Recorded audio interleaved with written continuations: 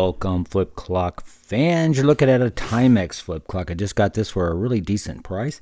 Very good seller. You should check him out on eBay. The clock is not working. This is the Timex model 5102-401. This is a movie flip clock. It appeared in the movie The Paper. It's a Ron Howard movie with stars including Michael Keaton and others.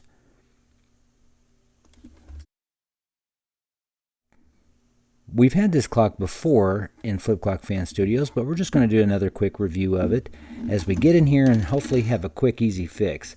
So we will remove the knobs, and this is a special kind of knob. It's the alarm knob. You don't just pull it up, you're going to pull it out, and that's how you will take it off without tearing up the clock.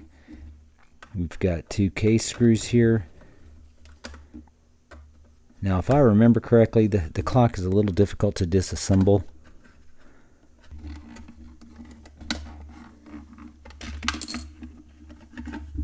Alright, that's different. That did not take much trouble at all. Okay, so there's a difference already here. The clock I saw had notches here and grooves. We've got someone who's labeled that clock, and that's probably because it was factory serviced.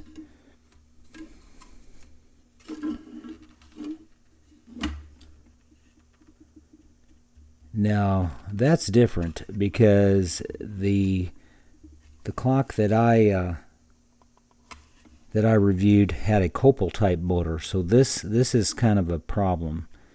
These aren't, I don't like these as much. These aren't as good motors. So we've got to get in there and take a look at that and see what's going on and why it might not be working.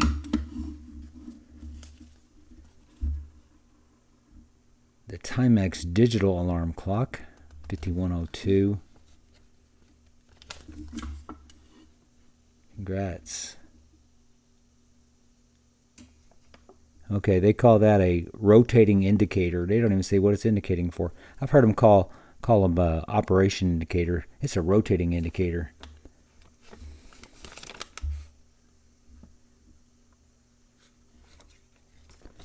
Alright, so we're going to get in here and try to figure out what's going on. We'll have to remove the mechanism screws, the mount screws, and then there's small screws to get the motor open and take a look at it. So what we find when we get in here is that these gears are covered in an oil, and that oil has thickened to a point that it looks like honey, and it's very sticky.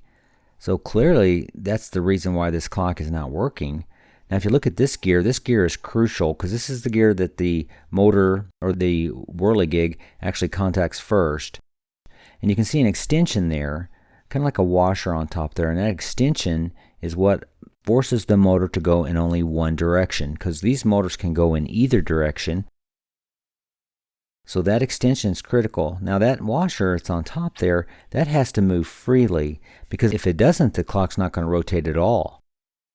Or it's going to bounce back and forth in the different directions, which is what it was doing. So we got to get that cleaned out and get everything working smoothly again.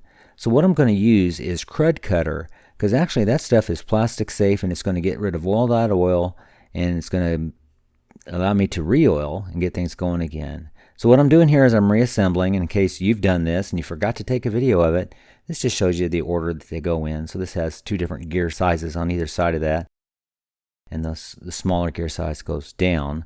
Now we'll check that movement to make sure everything's connected here in a second. So that goes in this orientation, and I'll just double check and make sure everything's moving correctly.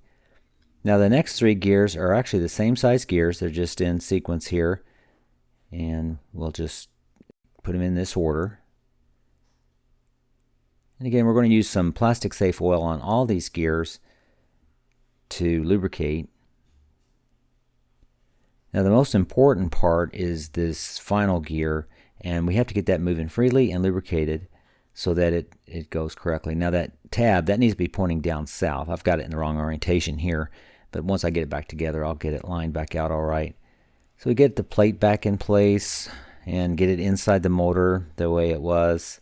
And then all we have to do now is test it and make sure everything's going the right direction. That's pretty crucial.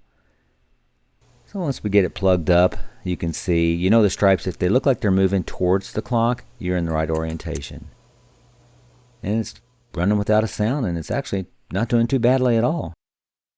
So there it is, the Timex model 5102. It's a nice little clock. It's a movie flip clock.